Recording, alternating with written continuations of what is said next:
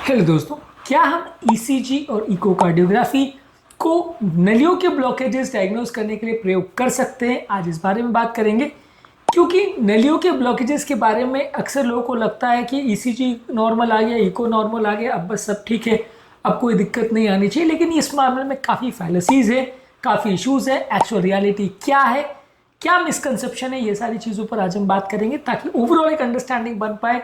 और अगली बार जब आपका ईसीजी या इको नॉर्मल या अब नॉर्मल आए तो उसके बेसिस पे आप समझ पाए कि उसकी कितनी इंपॉर्टेंस है और ब्लॉकेज को डायग्नोज करने में उसकी कितनी वैल्यू है। टॉपिक को जाने से पहले जो लोग हमारे चैनल पर नए हैं उन्हें रिक्वेस्ट करूँगा कि चैनल को सब्सक्राइब करें, वीडियोज़ को लाइक करें, शेयर करें, फॉलो करें, कमेंट करें, पूरा देखें। टॉपिक इंपॉर्टेंट है, एंड तक देखिएगा। चलिए शुरू करते हैं इंपॉर्टेंट वीडियो। सबसे पहले ईसीजी पर बात करेंगे। ईसीजी नॉर्मल होना, कुछ लोग सोचते हैं कि अगर नॉर्मल आ गया तो ब्लॉकेज नहीं है। ऑब्वियसली जब तक हार्ट अटैक नहीं आता तब तक ईसीजी पूरी तरह से नॉर्मल भी हो सकता है।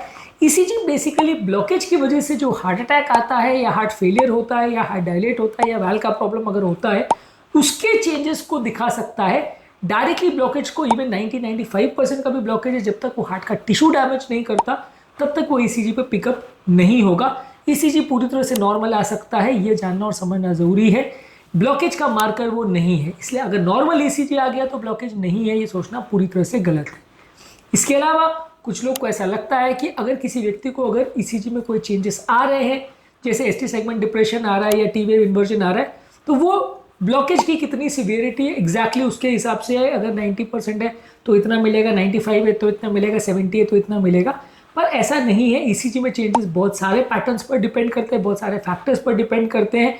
ब्लॉकेज की लोकेशन पर डिपेंड करते हैं, ब्लॉकेज कितना डिग्री का है उस पर डिपेंड करता है, बहुत सारी चीज़ों पर डिपेंड करता है। कई पेशेंट्स में माइक्रोवैस्कुलर स्पाज्म या माइक्रोवैस्कुलर डिस्फंक्शन की वजह से भी, यानी छोटी छोटी नलियों की ब्रांचेस के प्रॉब्लम्स की वजह से भी इसी में चेंजेस आ सकते हैं। इसीलिए अगर हम ये सोचते हैं कि सिर्फ ईसीजी में कितने चेंजेस आ रहे हैं उसके बेस पर हम जज कर सकते हैं कि चेंजेस नहीं आ रहे तो ब्लॉकेज 50% आ रहे हैं तो 70% और ज़्यादा आ रहे हैं तो 80%, ऐसा कुछ नहीं है। ईसीजी पे इसको डिफ्रेंशिएट करना बहुत मुश्किल है क्योंकि ईसीजी एंजियोग्राफी जैसा नहीं है जो कि डायरेक्टली आपको ब्लॉकेज दिखाता है। ईसीजी आपको बहुत सारे फैक्टर्स की वजह से चेंजेस देखने को मिल सकते हैं ईसीजी पर। इसलिए ईसीजी के गलत होने के चांसेस और सिवियरिटी को प्रोडिक्ट करने के चांसेस में काफ़ी फ़र्क है और काफ़ी गलतियां होने का इसमें चांसेस है। इसके अलावा अगर लोगों को लगता है कि अगर किसी व्यक्ति के ईसीजी में एसटी सेगमेंट एलिवेशन आ रहा है जो कि टिपिकल हार्ट अटैक का पैटर्न आ रहा है, उसका मतलब ये है कि नली 100% बंद हो गई, ऐसा 100% कंफर्म है। कुछ हद तक ये सही है, लेकिन ये काफ़ी केस में गलत भी हो सकता है। कई बार ऐसा होता है कि ईसीजी में एसटी सेगमेंट एलिवेशन कई दूसरी बीमारियां हैं जैसे पेरिकार्डाइटिस, टाकोसुबोकार्डियोमायोपैथी, अर्ली रिपोलराइजेशन, इस तरह की चेंजेस में भी, या अगर वो एरिया पूरी तरह से डेड या एन्यूरिज्म बन गया है या एलबीवी मॉर्फोलॉजी है तो भी एसटी सेगमेंट एलिवेशन आ सकता है, जिसमें हार्ट अटैक ना हो, ब्लॉकेज ना हो, वैसा भी हो सकता है। और कई बार बड़े हार्ट अटैक में भी आप एंजियो करो और नली खुली मिल जाए, ऐसा भी हो सकता है। मतलब 90% 80% ब्लॉकेज मिले, वैसा भी हो सकता है। तो इसलिए एसटी सेगमेंट एलिवेशन हमेशा 100% ब्लॉकेज का प्रिडिक्टर ऐसा नहीं है। और उल्टा भी इसका सही है कि अगर आप ये सोचते हो कि हर व्यक्ति जिसको 100% ब्लॉकेज है उसको एसटी सेगमेंट एलिवेशन मिलेगा, वो भी ज़रूरी नहीं है। बहुत सारे ऐसे पेशेंट हैं जिसमें ईसीजी पूरी तरह नॉर्मल भी हो सकता है या दूसरे पैटर्न के चेंजेस भी देखने को मिल सकते हैं, एसटी सेगमेंट एलिवेशन ना हो, ऐसा हो सकता है। इसके अलावा कुछ लोग को ऐसा लगता है कि अगर बैठे बैठे या रेस्टिंग कंडीशन में ईसीजी ले लिया तो वो ज़्यादातर चीज़ें बता देता है और उसमें कुछ जानने की आवश्यकता फर्दर नहीं है। रेस्टिंग ईसीजी कुछ भी नहीं बताता है सिवाय इसके कि अगर हार्ट अटैक या उसका कोई डैमेज है, कोई ब्लॉकेज है, उससे रिलेटेड कोई इस्कीमिया है या कोई प्रॉब्लम्स इश्यूज़ है, तो वो रेस्टिंग ईसीजी में नहीं पता चलेगा। उसके लिए ट्रेडमिल की इंपॉर्टेंस अच्छी है। ट्रेडमिल में हम पेशेंट को ट्रेडमिल पर चलाते हैं और उसका ईसीजी लेते हैं रिकरेंट। उस ईसीजी में भी उसकी प्रेडिक्टिव वैल्यू खाली 70-80% है और वो भी खाली क्रिटिकल ब्लॉकेजेस को ही डिटेक्ट करता है, माइनर ब्लॉकेजेस को डिटेक्ट नहीं करता है। ट्रेडमिल टेस्ट की क्या इंपॉर्टेंस है इसको ऑलरेडी मैंने काफ़ी वीडियोस में डिस्कस किया है, लेकिन ओवरऑल ये समझना ज़रूरी है कि ट्रेडमिल की वैल्यू ईसीजी से ज़्यादा है, रेस्टिंग ईसीजी की कोई खास वैल्यू ब्लॉकेजेस के केस में नहीं है। इसके अलावा एक और मिसकंसेप्शन ये होता है कि ईसीजी हमेशा आपको बता सकता है कि कौन सी नली में अटैक है, कौन सी नली का ब्लॉकेज है।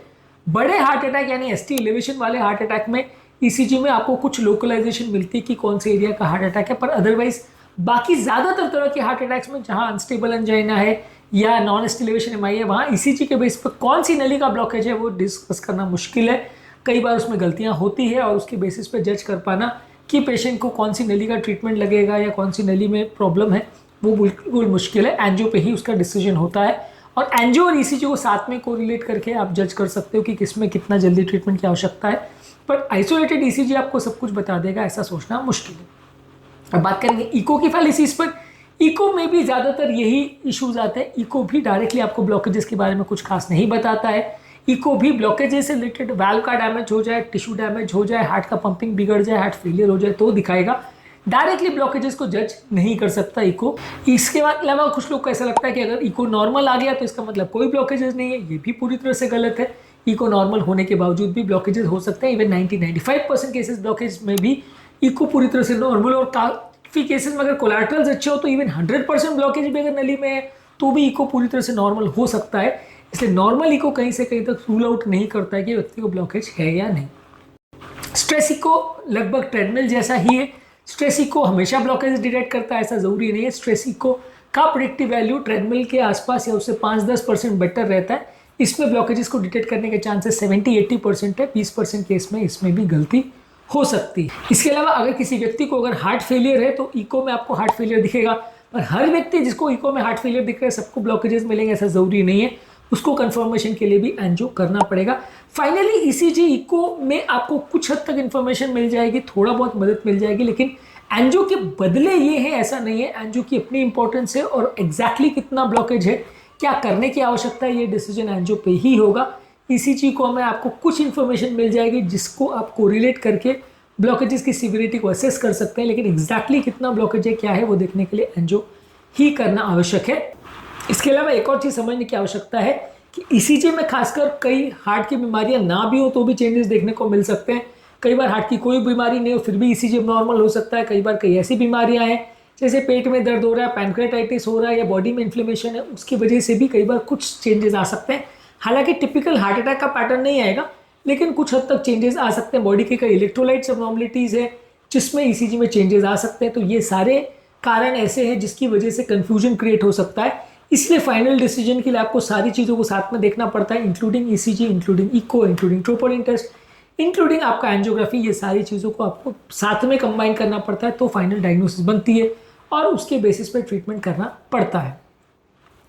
आज के टॉपिक में हमने बात करी ईसीजी और इको की क्या फैलेसीज या कि इंपॉर्टेंट मिसकंसेप्शंस है या अवधारणा है ईसीजी इको के ब्लॉकेजेस डायग्नोसिस संबंधित, और इस मामले में एक्चुअल सच्चाई क्या है, इस चीज़ों को हमने डिस्कस किया। इस तरह के इश्यूज और ब्लॉकेजेस संबंधित और क्या क्या टॉपिक्स है इस पर ऑलरेडी हमने काफ़ी वीडियोस किए, इनको जरूर चेकआउट करें।